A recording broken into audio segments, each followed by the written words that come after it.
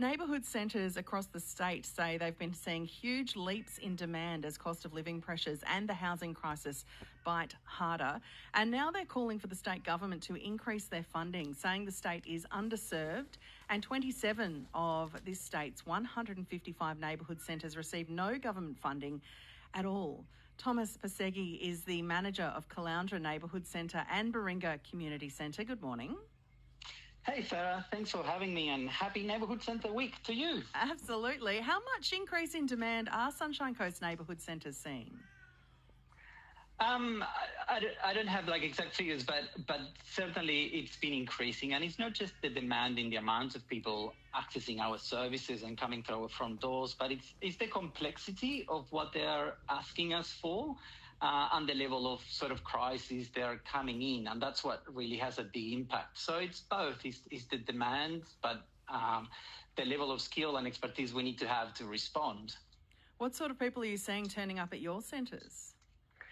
Look, traditionally neighbourhood centres have always been a space for sort of social connection and gathering and a little bit of support, but we're certainly seeing people coming in crisis very often, and that could be homelessness, and housing is clearly huge, but also, domestic violence, it's massive, and we are responding more and more to people that are perhaps not escaping immediate domestic violence, although we do see that, but people that are in that transitional places and that they come to us perhaps because we are a very welcoming space. We are one of the few social services left that we just have a front door and an open door where we have no sort of criteria or eligibility to access our services.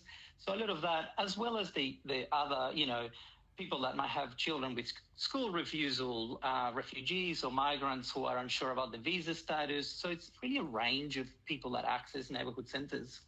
And really increasing at the moment from the sounds of it. Has the funding for neighbourhood centres on the Sunshine Coast increased to meet that demand? So all neighbourhood centres that are funded by the Queensland government get a base funding, right? So the 125 that you mentioned, we all get the same base funding, and that was increased in 2022.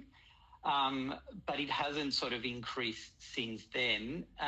But clearly the demand across Queensland is growing, and particularly for us and anywhere in southeast Queensland, which is one of the fastest growing regions in Australia, it doesn't sort of match the pace of growth, of population growth.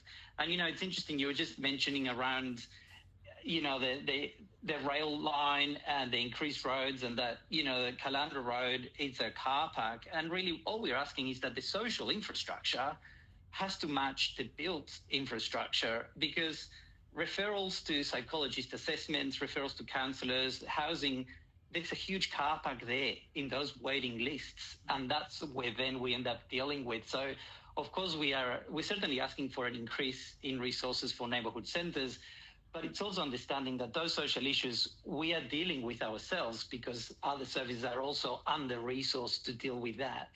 And when there's this gap between what's being provided and also what's being funded as well, what does that mean for people in need that are coming to their local neighbourhood centre for help? Are you having to turn people away? Neighbourhood centres, we've always been a very sort of generalist, catching people that fall through the gaps. But really what we want to do is provide a welcoming space, provide a point of referral, perhaps help someone who doesn't know where to go. Neighbourhood centres have always traditionally been the place to go when you don't know where to go. So we can help with that navigation, explaining how the system works. Often we make a referral to an agency and someone will come back and say, hey, they have a 6-month wait list. So again, it's that complexity of how to deal with that. The funding we receive, the core funding to manage a neighbourhood centre, doesn't really allow us to provide those services, but most neighbourhood centres have a funding mix that we do receive funding from different programs, and we try to do what we can. But often we just have to say there's nothing we can do, but we can still provide a place of connection and gathering. Sometimes that is all we can provide, and sometimes that's enough. But yes, often we are sort of holding space for other organisations or for other kind of service, more specialised service providers. So what exactly do you need from the state government? What sort of funding increase is needed for our local neighbourhood centres?